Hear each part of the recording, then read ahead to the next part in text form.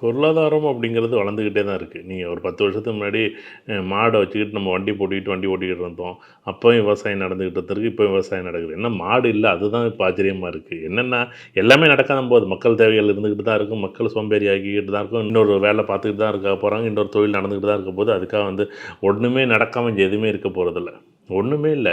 இப்போ நகை வாங்கினது அச்சச்சோ! இந்த ரேட்டு அப்படி 4000 வந்தப்போ 4000மா 5000மா 10,000மா இன்னும் 15,000மா இன்னும் 15,000த்துக்கு வந்துட்டுல. அந்த மாதிரி இது எதுக்குமே ஒரு முடிவே இருக்காது.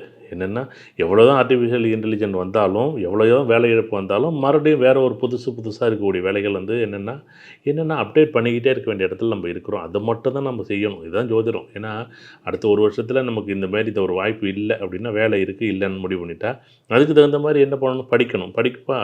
அது சம்மந்தப்பட்ட ஏஐ சம்மந்தப்பட்ட ஒரு படிப்பு படித்து வச்சுக்க வேண்டியதான். இல்ல அந்த நேரத்தில் முடிஞ்சது பிறகு வேலை இல்லைன்னு சொன்னது பிறகு அதை போய் படித்தா என்னது ஆகும்? அதை விட்டு இந்த ஏஐ வந்ததால் உடனே வேலை இழப்பு வந்துட போது. மொத்தம் 10,000 பேர் 15,000 பேர் வீட்டுக்கு போய் அப்படியேவா இருக்க போகிறாங்க? அதே வேற ஒரு வேலை அவங்களுக்கு சம்மந்தப்பட்ட வேலை வேற ஒரு வேலையாக என்ன பண்ண போகிறாங்க?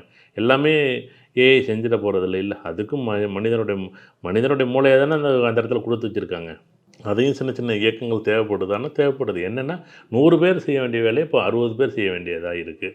இந்த 60 பேர் என்னென்னா மறுபடியும் ஒரு 50 பேர் 40 பேரா வரும்போது இன்னமும் அந்த வந்து பளு அதிகமாக இருக்கும். ஏன் அப்படின்னா நம்மளுடைய ஒரு 2,00,000 நீங்கள் சம்பாரிச்ச இடத்துல பார்த்தீங்கன்னா 2,00,000பாங்க. அப்புறம் 1,50,000பாங்க. அப்போ 1,00,000பாங்க.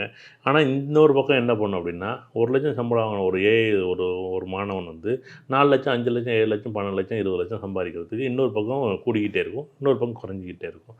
ஏஐ வந்தாலும் சரி, இன்னும் சூப்பர் ஏஐ வந்தால் கூட சரி, மக்களோட தேவைகள், மனிதனோட தேவைகள் இருந்துக்கிட்டு தான் இருக்கும். மனிதனுக்கு வேலை இருந்துக்கிட்டு தான் இருக்கும். அதை பற்றி ஒன்றும் கவலைப்பட வேண்டிய அவசியம் இல்லை.